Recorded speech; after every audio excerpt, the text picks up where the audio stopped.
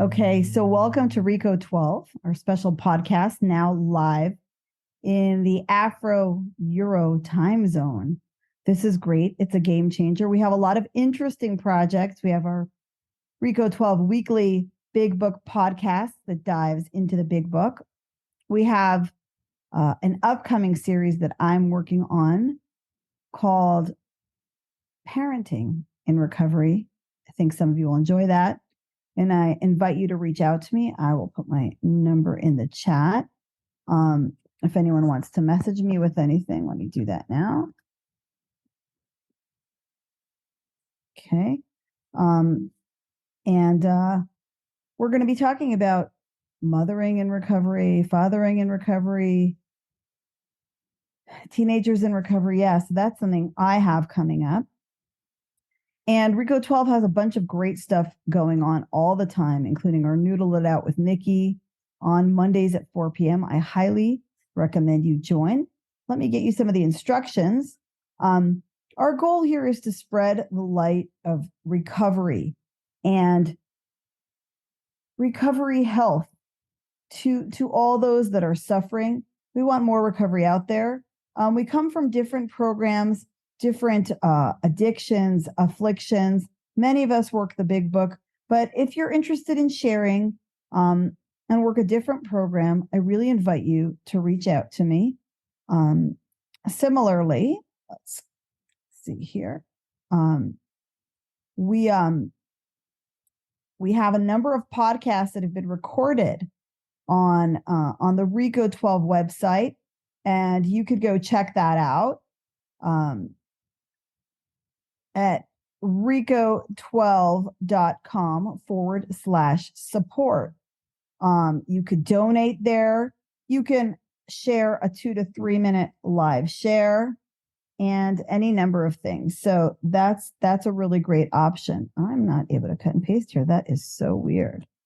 So if anyone wants to put in the chat, reco12.com support, that is the link to pay. You can give contributions with PayPal or Venmo and support this great project that shares real life recovery information and solutions using the Big Book of AA.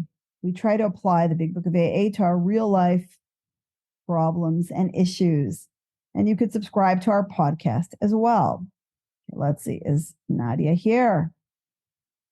She is here. Okay. Let's promote her to panelist. Let's allow her to talk. Okay, Nadia, without further ado, well, let me share her little bio with you here. Nadia, maybe you want to turn on your camera. Everybody could see me and you. We can't see them and they can't see each other. Anyone who has a question while Nadia will share with us will be able to share that in the chat. You'll see in the chat there's a Q&A, and I will take those questions. Jot down your questions while Nadia speaks. Nadia is an absolute Big Book nerd. She says that about herself. I think she's really cool. She stays close to her higher power, who she calls God, and performs his work well. She owes her life to Alcoholics Anonymous. Hey, sister, love you. Look beautiful. She's beautiful inside and out, people. That's what we do. We straighten out physically, spiritually, and mentally. So she says that she owes her life to Alcoholics Anonymous, intensive sponsorship, and the magic of the 12 steps. She was a meeting maker who would not and could not accept the simple solution offered that was placed at her feet. When she did, I have the chills, she got to witness an age of miracles and got to recreate her life. Today, Nadia does a lot of service. She sponsors people. And if you have a question on your own program or on sponsoring, which you better be doing if you're an addict like me, you should reach out to Nadia. Nadia, maybe you'll put your number in the chat later, not while you're driving. I hope you're not driving. Okay, without further ado, I'm going to mute myself here. And beyond what I've shared, if you want to share anything special about yourself and your topic, you know, what it was like and what it's like now, and anything else you got in there about working the steps. And like we like to say, my mentor and fellow Nikki says, This is a 12-step program, not an 11-step program. So hopefully she'll be sharing with us about the work she's done and that 12-step that so many people forget, which is working with others and spreading the message of AA and how that's the real game changer here. Go for it. You're on, babe. Hello, my love. It's so great to see your face, and it's so amazing to be here. Oh, man, my name is Nadia Jackson. I'm a recovered alcoholic, and with all the love and all the thanks in my heart to this amazing, loving family, dedicated, devoted sponsorship, and you guys that brokered my relationship to an almighty, loving Father of the heavens and earths. I was separated. Oh, thank God, I was separated from alcohol, mind-altering substances, men, thinking, you name it, like all the everything. It's across all the afflictions, right? I was separated from that on the 20th of June, 2020. So that's on my first sober date, unfortunately. My first one would have been 14th of December, 2014. But like Karen said, I came in here and I did it my way because I am I'm an example of, extreme self-will run riot. And I just didn't want to take the suggestions. I thought, you know what, actually, let me just ease up. I don't have to be that hard on myself. I thought I was doing the 12-step program because it was hanging on the wall and I was reading the 12 steps. And I was like, right, so that's the 12 steps. And we were reading the 12 promises of working step 9. And I was willing those promises to come true in my life and hoping that the steps would then happen. I think that's what was going on, guys, because, within 3 years, just like our brother Fred in the big book of Alcoholics Anonymous, the book that saved my life, Fred says there wasn't a cloud on the horizon, and I picked up a drink. We lost you for a sec. I'm still with you. Cloud on the horizon. Go back. No cloud on the horizon, and I picked up that drink. I had I have a threefold disease, right? I have a mind that tells me I can drink like other people. I have a mind that tells me it's going to be okay next time. But then I have this allergy. The minute I put something in, the craving kicks off. I don't crave alcohol and drugs and men. It's when I got that stuff inside of me, there's this craving, and it'll take me to oblivion, because that's actually what I want, to be honest with all of you. That's actually what I want, because I've never really loved myself. I've never really liked myself. I've been trying to get rid of myself for as long as I can remember. And, the amount of substances that I've put into my body and the amount of men that I've put into my body, you would think that I'd wake up the next morning and I would be gone, because that was actually my secret wish. And then I would wake up and there I'd still be. And, when you come to the end, like Bill says, that morass of self-pity that spreads out around us, and we know loneliness like few do. Us alcoholics, we know loneliness. And that feeling of, oh my God, just lost and gone. And the slow suicide attempt is just not working anymore.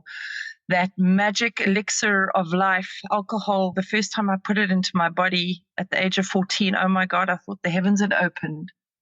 I could hear the angels singing, and I was like, this is the deal. Like, I want more of that. And I turned my back on God that day. But when I came to the end of it, it had stopped working. No more angels were singing. There was no more freedom. There was no more, the promises, like there would be no more financial insecurity. I had none of those worries when I drank. None of those worries when I drank. But at the end, it stopped. It stopped working. It turned its back on me. And I remember at the end taking that, oh my God, that excitement. And I say drink, but please remember there's lots of substances that are part of my story, but I'm going to keep talking about drink. It's just the simplest, quickest thing to say. When I thought about taking that first drink, everything inside of me would start clapping hands, because I just knew that this inside-outside skin of mine would then feel right upside down. It would feel right. This mind of mine would still. It was my solution. It was my magic elixir, guys. But you know what? You know what would happen near the end? I'd take that sip and it would dawn on me, it's not going to work. And I knew that I was done. I would be done only when that bottle was done with me. Only when that drink was done with me. I had no choice now. But then the loneliness was worse. The fear would settle. Oh man, that end. I don't wish that on my worst enemy. But then there's some more despair in this story. 18 months in the rooms, and I'm sitting in the meetings and I'm going, why do I not look like these people? Why do I not talk like these people? You know, it says in the book that the alcoholic will come to a point where he cannot live with alcohol or without alcohol. He will be at the jumping off point. There's nothing like that. Sitting in these rooms and you are like, and I was sitting there going, I want to die. I want to die. And I was being woken up at 2:00 in the morning. In the old days, it used to be, you know, I mean, we drank enough alcohol to put an elephant down, right? But we'd wake up at 2 in the morning. We'd wake up, guys. You would imagine all that alcohol that we drank, we'd sleep for days, but we didn't sleep for days because we're not like normal people. We're bodily and mentally different to other people. We react and respond to alcohol differently.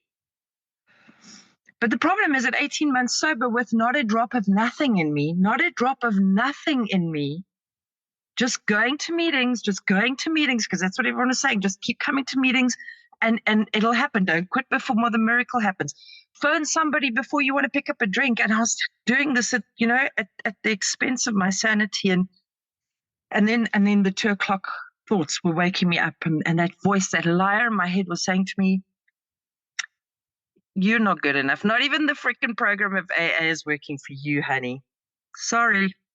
You know, like when I felt like when I was a kid, when I would look at that amazing, brave spiritual gangster that died on a cross for us, or for, you know, the story tells us, even his blood couldn't save me. Like, because I was such a bad kid, you know, I was told that if you lie and steal, by then I'd done lots more, that you'd go to hell. So I was like, well, I'm screwed. You know, I don't even get to have the salvation that everyone else has apparently promised. And here I am sitting in the rooms of AA wanting to die. And I'm thinking, oh my God, I am like, I've been lost in the queue here for everything.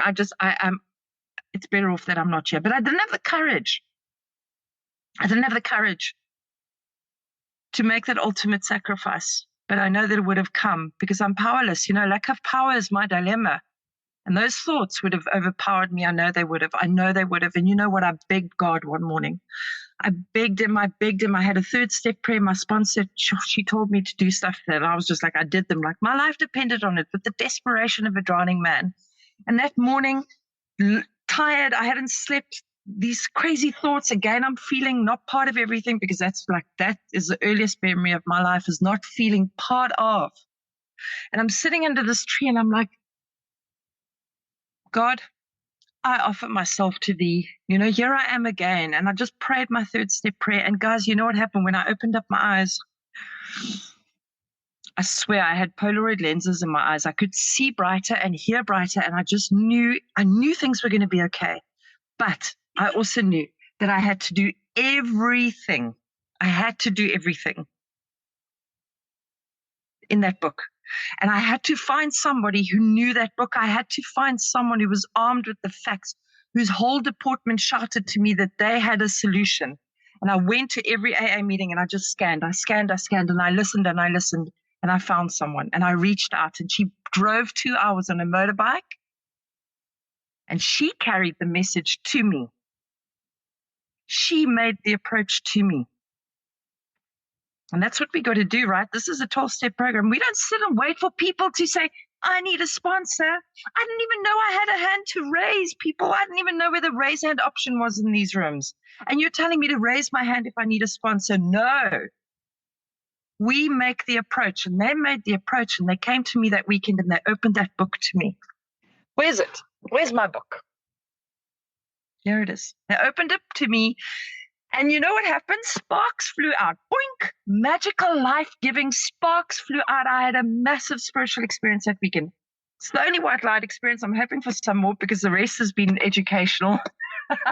Because I'm self-over and riot, guys. I'm sorry. You know, I'm selfish, self-centered. That is the root of my trouble. That is the root of my trouble. Like, that is the root of me. It feeds me. And it's through this book. And we're going to get you some Reco12 sparks. I'm going to pray that you get some sparks as a courtesy of sharing with us on this meeting. Go on. Yay. And yeah, I had the blessing, I had the blessing of big book sponsorship. Oh, and they brokered my relationship with God, and I got to find God. But then again, I was balking. And I wasn't sponsoring. I was phoning people and sending little heart emojis, and newcomers would come to the room and I put their name on the WhatsApp groups. Like, I thought that was me doing my job until, Karen, you and I know, our fierce mama hen, when she got a hold of me and she was like, "What are you doing in a 12-step program? And you are not carrying the message like someone did for you. What are you doing?" And I was like, right, I got you. And I needed someone to speak hard to me.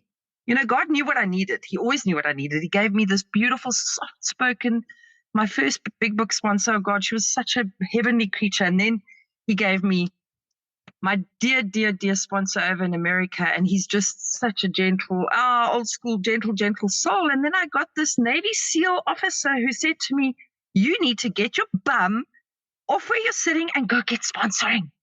And that's when the real magic happened. Because you know what? I got to witness miracles. I got to witness these cello people come to me with gray skins, hanging on by the skin of their teeth, dying, bleeding out. And I did nothing.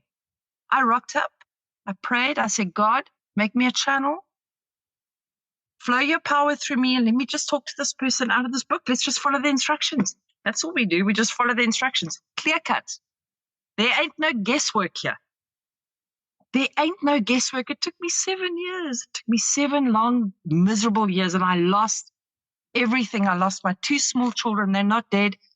The one is back home with me. The other one,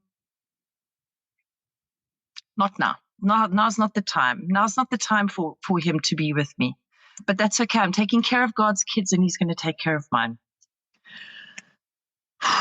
The gratitude, Karen, the gratitude's just flowed in, sister. Now I've run out of words here, because that's what happens when I think of, we don't pick up no matter what. When they say that, what they mean is, what they meant is, we are connected to a power that will carry us through certain trials and low spots if we stay close to him and perform his work well. Not perfectly. We're not asking you to get 5 gold stars here. We're asking you just to perform his work well and stay close to him. Talk to fellows in this program. Do your work. Pray. Meditate. And when you're connected to that power, you're going to be able to do things. I love my favorite promise in the whole book. Well, there's many, but is God, we will come to see that God will do for us what we could not do for ourselves. And when my kids were taken from me the first time I went out, guys, I went out and I almost killed myself. The second time my child was taken from me, I was deeply entrenched in this program, deeply boots to the ground, towing the line, eyeballs deep in this program. And I've got love for the Father. I've got compassion, because you taught me how to exercise that, because I have a reprieve contingent on the fitness of my spiritual program, that spiritual muscle that I never had. You all taught me how to do this stuff. You taught me how to walk and talk and be kind and tolerant, because that's our code. And I love you all. I love you guys. Even if I haven't met you, I love you, because we're not of this world. We're in the spirit realm. We're brothers and sisters out there. And we're out here carrying the message. And it's, we all know what hell looks like, feels like, tastes like, smells like. But we sure know what it's like to be rocketed into a 4th dimension. We get to see much of heaven. Promise you that. I promise. I love you. And thank you so much for letting me share here today. Thank you, darling. Thank you. Wow. Sparks are flying out of my computer. Nadia, thank you so much. Precious daughter of the King.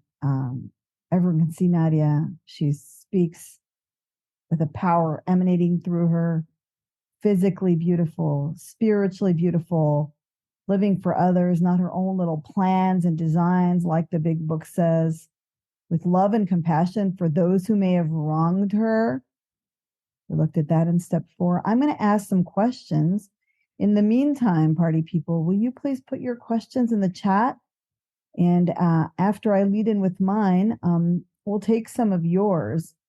I see that we're mostly women on this meeting. I encourage men who are listening to the recording version also to connect with Nadia. Maybe put your number in the chat, Nadia, to get guidance on the big book, on your own program, and on sponsoring, and all things spiritual. I took some notes. Let's see, what I want to start with. Okay, so you talked about, and boy, do I relate, and I'm sure a lot of people on this call relate. You put men drinking, whatever, you stuck that into your system. You know, I see even now in recovering, I could stick kind of to-do lists, tasking, running around. You know, I could even pray and not be connected to God because praying is on my to-do list, right? For some people, it's smoking. Somehow I'll feel kind of blue, so I'll go shopping. You know, something I noticed about my own self, and I'm sponsoring, and I'm working this program. I kept checking my bank account the past few days. It's like I'm looking for that elusive effect that, like, what's going to happen, you know, and I have had miracles before, but what, like someone's going to magically deposit 50 grand in my bank. God, I'll take that. Thank you. I'll take even more. But like, I know as an addict that I'm looking, why am I checking my bank account all the time? Why am I checking my WhatsApp? What's going to happen? You know, I'm waiting for the notification that Messiah has come, you know. I mean, we do believe that here in Jerusalem, but I'll leave religious matters out of this. You know, I see that that's something I do as an addict. So what happened? Because, you know, when you put that down, when you're not grabbing for straws or grabbing for the, you know, the mirage, the lake in the middle of the desert that doesn't exist, right? It's real hard that going clean, you know, for alcoholics, it's a delirium tremens. It's really painful. Even though, you know, I once spoke with a therapist, he said, you know, 0 is a higher number than negative 26. But it's just so zero to not have the booze, the men, the shopping, the this. What do you do when you get to that, when you put the stuff down and working your program? Or how did you get to that today when the pain, the loneliness, whatever it was you were trying to stuff down with the men and the booze? Say something about that. Karen, I got you. So it doesn't stop for me, right? This is not an overnight matter. And we don't claim spiritual perfection.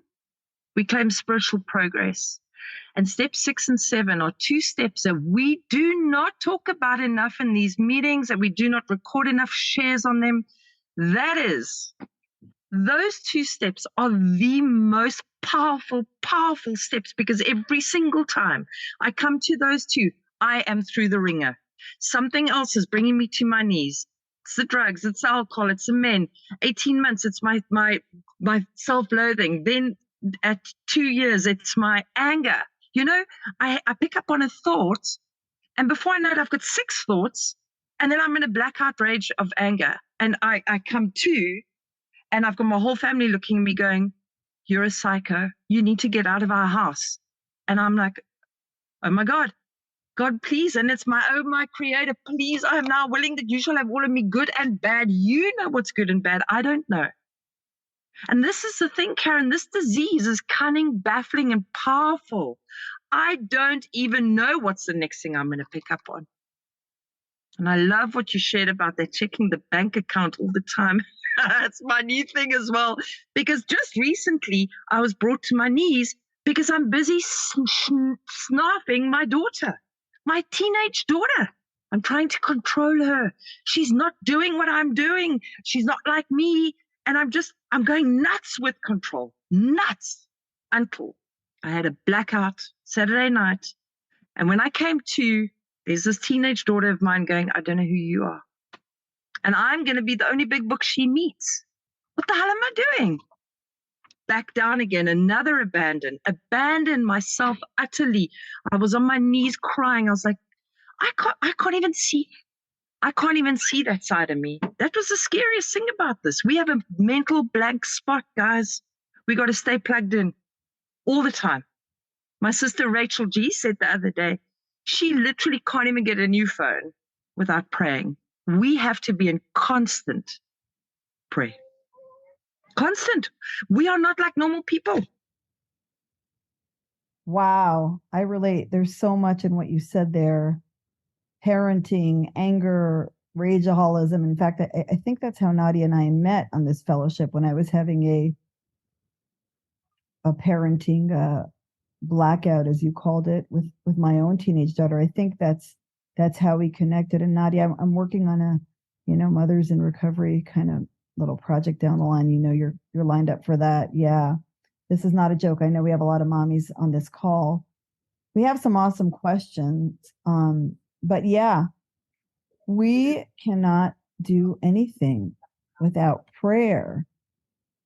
I met a bunch of women in my community this morning and exercise, and they're like, I'm going to post about exercise. And one of them said, I'm going to post about a neighborhood event.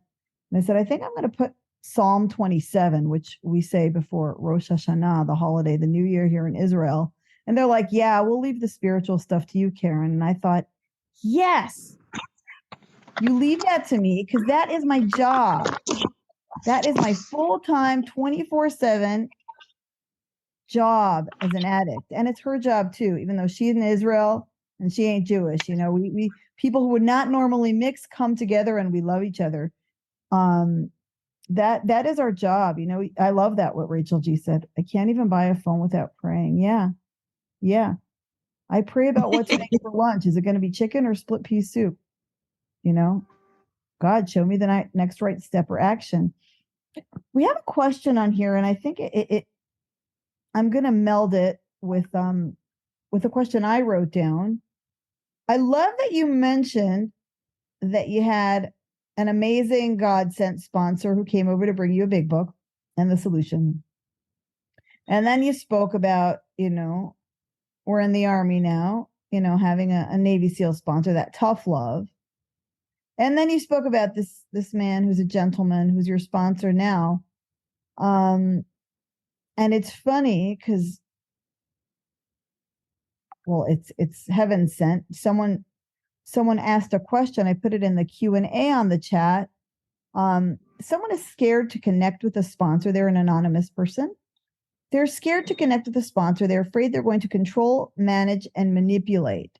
Now, I'm going to chime in on this, and then I really want to hear what Nadia has to say, because I also came across some people who use their 12-step program to power trip.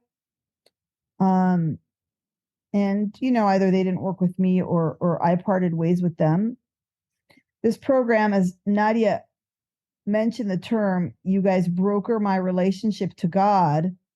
A good sponsor is your broker to God and working with others. Just the good news is they don't take a broker fee.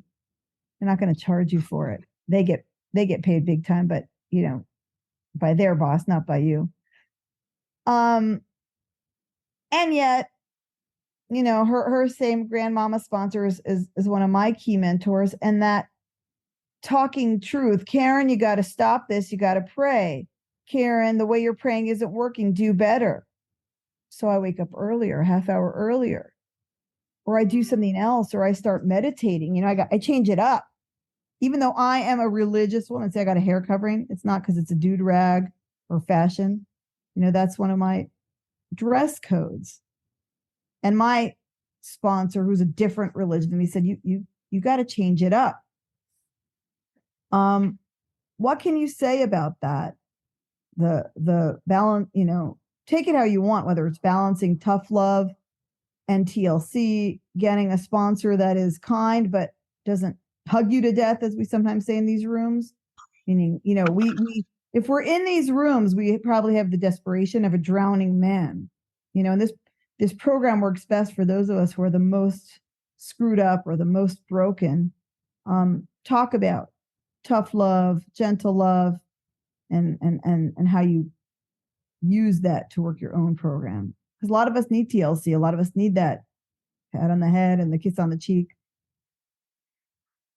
Karen, I'm gonna just rephrase my language a little bit, because I'm promising myself to, because I'm making this book a working part of my mind, and it doesn't say sponsor in the big book. So I think what it does say on page 87, it says, be quick, my beautiful sister with your head covering, I can't wait to talk to you more about this because I want to be quick to see where religious people are right. You've come like a godsend to me. It says here, be quick to see where religious people are right. Suggestions about these. So there are many other books, but this is the basic text. Start here, guys. Start here. Start here with someone who has traveled through these pages, armed with the facts.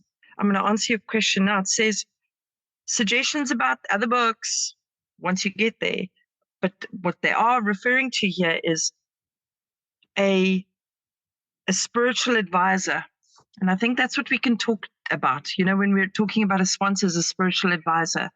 And for me, when I first came into these rooms, oh man, I thought what was a sponsor was someone who was cool, and gosh, hello, how sick was I in the beginning when I came in here? I was totally spiritually sick.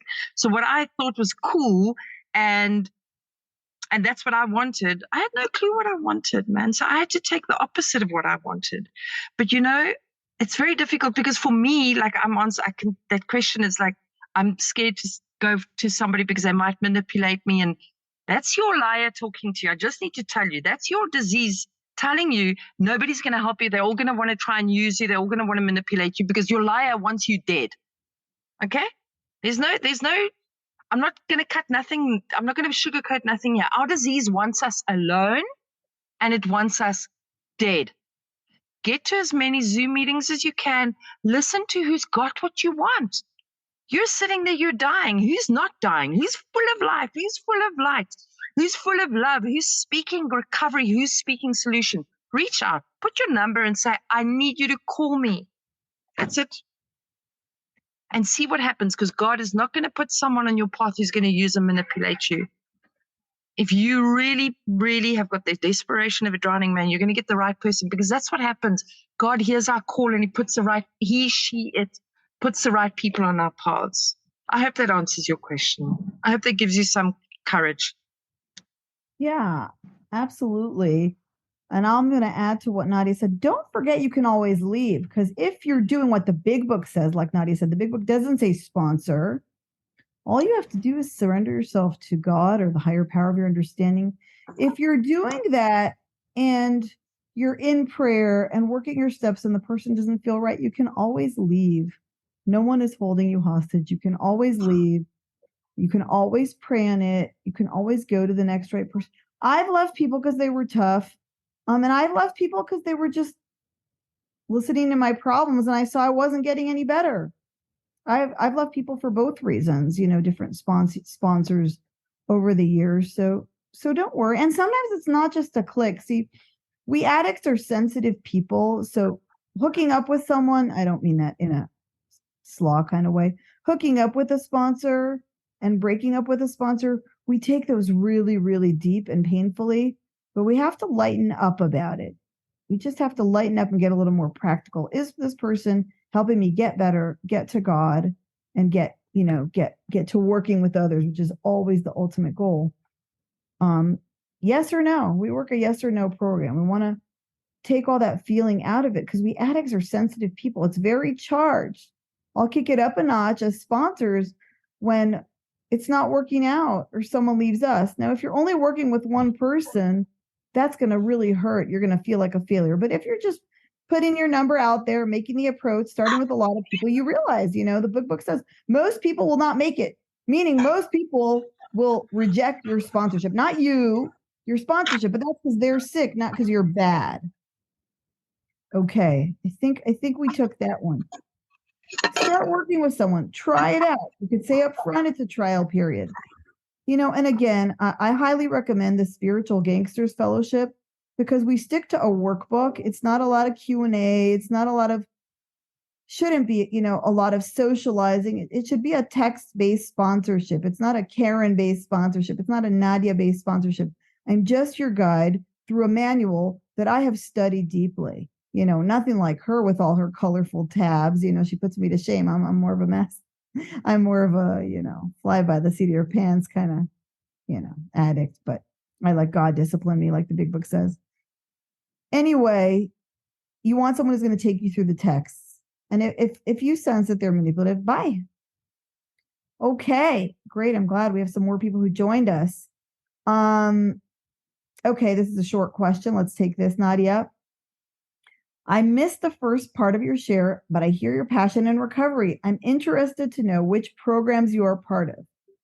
Fellowships, yeah. Okay, that's a great question. You know what? I'm just going to answer it with a piece out of the book. It says that God's, what is it? Where is it? Help me, help me, help me. In We Agnostics. What is it? We do not have a monopoly. Yeah, I thought about this morning because someone asked me to sponsor them, and they've really been hammering on about what fellowship I'm in, and I'm like, so you know what? This is the basic text. This book says many times that it will solve our problem. So if it's sex and love, gambling, eating, controlling, coder, whatever is out there. I think there's 300 odd fellowships, 12-step fellowships. Bless them. Thank you, God, for them. They speak a language that'll bring people in. But it says it will solve our problem. I have taken this book and I have taken it to an overeater. I have taken it to a sex and love addict. I have taken it to a Coke addict who's never drank. I've taken it to only an alcoholic. I've taken it to someone whose parents are alcoholics, but she's never touched alcohol, but she's going to kill herself. She's going to put a gun through her mouth because she wants to control. This book has helped them. It's given them the power. This book will solve all your problems. All your problems. So I'm in Spiritual Gangsters, and we're like Reco12 as well. We do all afflictions anonymous. So I came into the rooms from NA, and I found my way into the rooms of AA, and now I'm with Noodle and Spiritual Gangsters. I don't know. It says here, page 46, we found that God does not make too hard terms with those who seek him. To us, the realm of the spirit, because that's where we go, when we take these 12 steps, we move into the realm of the spirit. We're no longer from here. We claim our right as a child of God. Is broad, roomy, all-inclusive. So I'm happy to work with anybody. Doesn't matter what your affliction is, because I've got a solution. I got an answer. It's here, right here. I hope that answers your question. Amazing. And I'm going to piggyback on that and say that many of us have secondary addictions, like checking my bank account is not my primary addiction. I came in through OA, then I kind of found my way looking into CODA. I had a slaw sponsor and determined I was, a love addict. But throughout the day, I could see that I'm just a good old addict, when I'm, going with my kids and going shopping, going this and going that, and I'm in my to-do and I'm feeling kind of empty inside and I'm checking my bank account. I know that I'm looking for a hit, even though I'm not a marijuana addict. So the real answer is, like Nadia was suggesting, it doesn't really matter, because whatever fellowship you're in, if you're stuffing something into your brain, into your soul, into your orifices that isn't spiritual, or good for you, like if exercise is my to-do list, that's probably not a bad thing, right? But if you're doing any of that, then there is a solution. And the Big Book of AA, the workbook that we use, helps again direct you to your higher power and to helping other people. Okay. Someone struggling with their teenage son, Nadia. Talk to us about parenting in recovery. Ooh. What changed? What's different today? You shared about your blackouts. What's different? What's good? You know what? You know what's different? You know what happened after that blackout? I had a shower the Monday morning, and I remember Nikki's words, STFU, shut up, and obsess about the gratitude. That child was out of my life. She had the wisdom and the knowledge to walk out when I relapsed. She went to where it was safe. She was 9 years old. God's given her everything she needs because she's one of his kids, right? And the problem is, I have a label on her, my daughter. No, I've been playing God my whole life. Stop that Nadia. It's not my daughter. It's Nina, a daughter of the king. She's walking her path. She's going to have a testimony, but she's got to have a couple of tests because Auntie Joyce says there ain't no testimony without a test.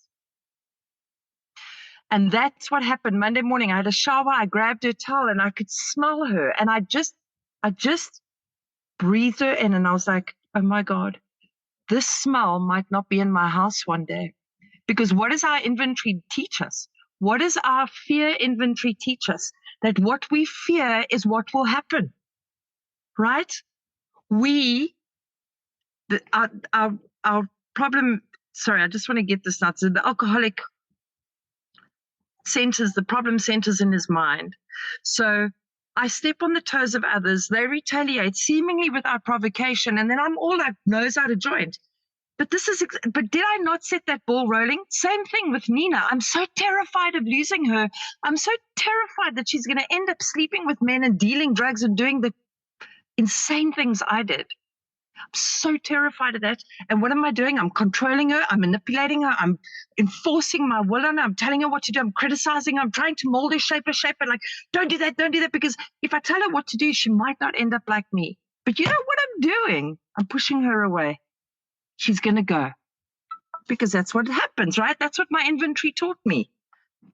My behavior when I'm coming from a place of fear, 100 forms of, in fact, it's 400 forms of weirdness and madness, 100 forms of self-pity, resentment, self-seeking, selfishness. When I'm coming from that place, when I'm getting in the back seat of the car and fear's driving the show, I'm going to end up alone. I'm going to end up alone with the wreckage around me. I'm going to come out of my little tornado cellar and go, hey, Ma, ain't it grand? The wind stopped blowing. But in the meantime, the house is wrecked because I pull my roof down on me. And that's what I'm busy doing with my teenager. I've got to let her go. It's the hardest thing. But you know what? Over and over and over, my creator, God, I offer myself to thee, all the things I want, take it from me. You've got my kid. You've got that kid, just like he had me, just like he had you guys. That's why you're here today, right? You're here. He brought us here. Love on them. Love, and tolerance of others is our code. Pray the sick man's prayer for that child. You took the words right out of my mouth. Yeah, I mean, this is unbelievable what you're saying. And even for those of us on the line who might not relate to NA stories or sloth stories, I got a bunch of chubby kids, 4 out of my 6, thank God that I have them, and I'm a single mom. 4 out of my 6 are overweight, and isn't it amazing that every time I tell them that they shouldn't have that chocolate cake, they get a little hungrier? Isn't that something? Anytime I say, like, you might not want to drink some sugar drinks, or pour me another, pint of Coke, isn't that just something? And we step on their toes and they retaliate. So isn't it interesting when teenagers are brutal. When she got a haircut and I'm like, oh, you see, it's still long. When I say anything but, oh, it looks great, I get a minefield that I stepped on. A mine blows up in my face. Like she says, we love on them. And you took the words out of my mouth. We really have telepathy. A lot of sick man's prayer. For the teens, for the kids, the ADHD, the little ones who might have ADHD, reading the family afterwards, these kids grew up in a family with addiction. They are Al-Anons and untreated at the moment. Like my friend says, your child is an addict, about my overweight ones. Your child is an overeater, but they don't have a program, but you do. So we say the sick man's prayer for them. And we do what Harlan G. From A Vision for You, Readers Anonymous, always says, what is the best thing you could do for your family member? 3 things. Recover, recover, recover. Right? That's what we do for our loved ones who are sick and driving us up the wall. Thank you. We're going to take a last question here, and it's a great one. I love this question. Can you talk about acceptance and prayer?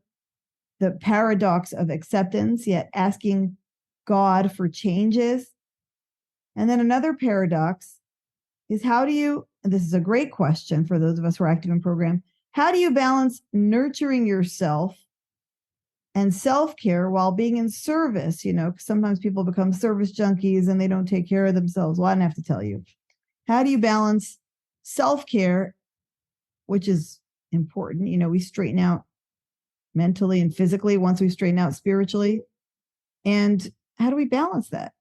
Getting out of ourselves and taking care of ourselves. Thank you. Remember the key word, we are powerless. We don't balance nothing. We don't. God does for us what we cannot do for ourselves. And like Karen said, when we straighten out spiritually, when that spiritual malady is overcome, we straighten out physically and mentally. If you're burnt out from doing too much service, what are your motives? Do a step 4. Do a step 4 on service. Who am I pissed off at? Doing service. Why am I angry? Takes up too much of my time. I'm burnt out. I can't manage my schedule. Too many people ask me. I feel overwhelmed. Don't know who to say no to. I don't know. Step 3. What is being affected? Pride, personal relations, all of them, because you can't sleep with your husband at night. You're freaked out. You're checking your phone all the time. What's going on? Who needs you? How's your calendar tomorrow? You're ready with the kids. You're not present. May you find God now. The shortest little instruction in our book.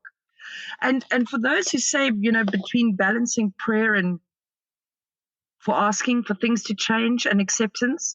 So here's the kicker, right? On page 47, we need, so not page 47. I just lost the page. I had it for you, and it's, sorry, I only speak out of the book. If I speak anything else, you guys got to throw it out.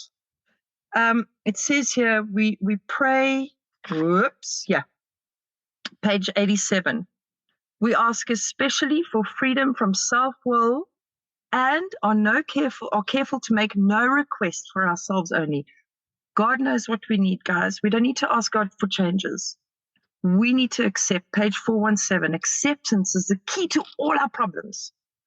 Because when we're praying for our own selfish ends, many of us have wasted a lot of time doing that. It doesn't work. It doesn't work. So what you do when you pray, this is what I do. Because Karen, when you opened up, we spoke about prayer and it falls flat. You know, like that's also one of your things. Like it's prayer is on the to-do list and it falls flat. I was doing the same because Auntie Joyce, I heard her say something the other day that prayer can be a really autopilot thing and it's just like done, tick, let's get on. Prayer for other people. Pray from here for other people. Not that their lives are better, just praying for them, sending love beams from your heart like a Care Bear. God knows what we need. He knows what we need. He knows what the other kids need. But just to say those people's names, just to say their names, the ones that we hate, our resentment prayer that we've got to do on page 522, just saying their names with love, that's where the power is. That's where the power is. Because then God directs that all over the world. That's what I think. You know, that doesn't come from the big book, but definitely not praying for our own selfish ends. And acceptance. Whoa, that's a biggie. It's a biggie, but there's so much power in that reading. There's so much power. There's no mistakes in God's world. Even this insanity that's around us at the time being.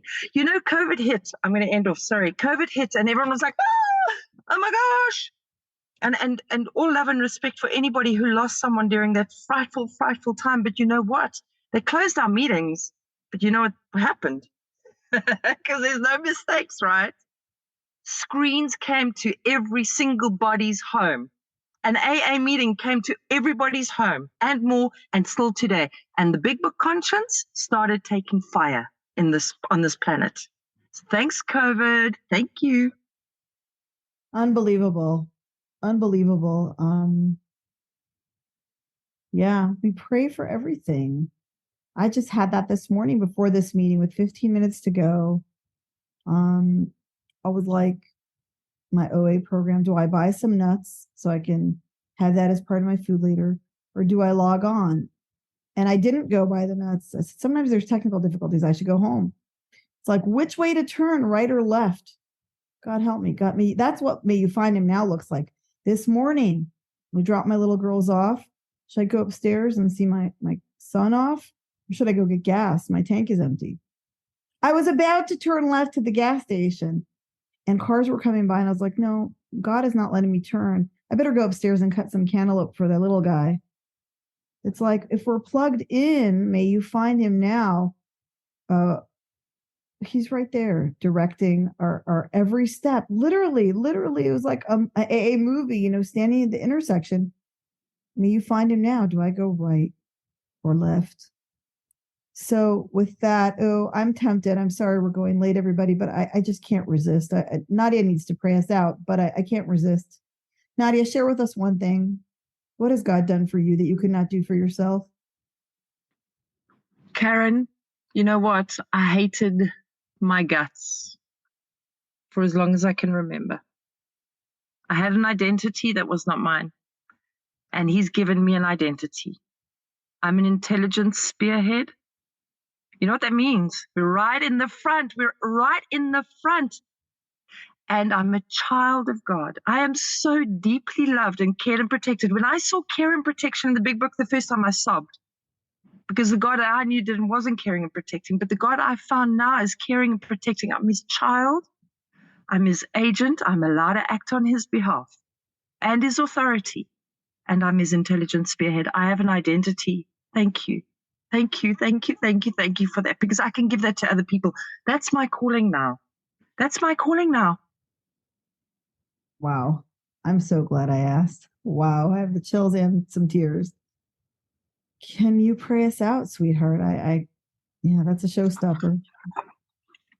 I just love being in the room with you. We're going to do more of this, my angel. We're going to do more of this. I love you. I love you. Love you too. Dear God, it's little old me. Please, please make me a channel of your peace and your love so that you can work through me so that we can go help your kids. I love you, Father of light, that preside over us all.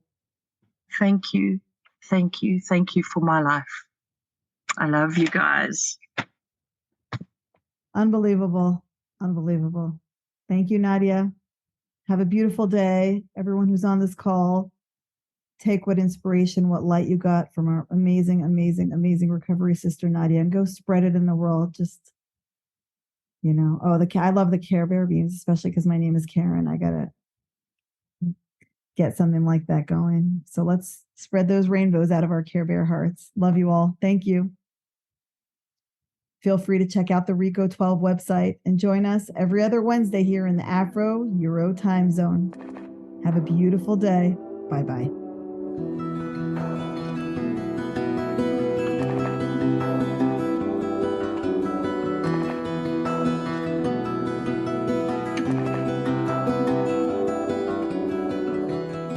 There was a man put his hand by the side of his mouth, and he wanted to scream, but the sound never came out.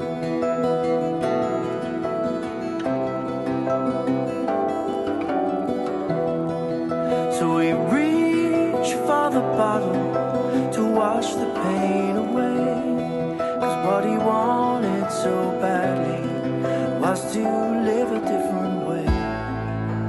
And all of his problems and all of his pain filled up the puddle and rose with the rain. His ship kept on sinking to the bottom of the lake.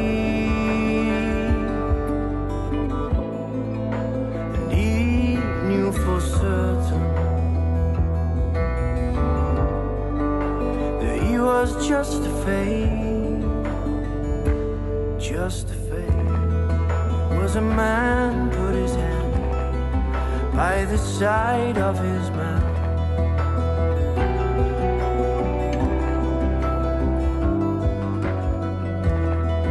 and he wanted to share, but only lies ever came out.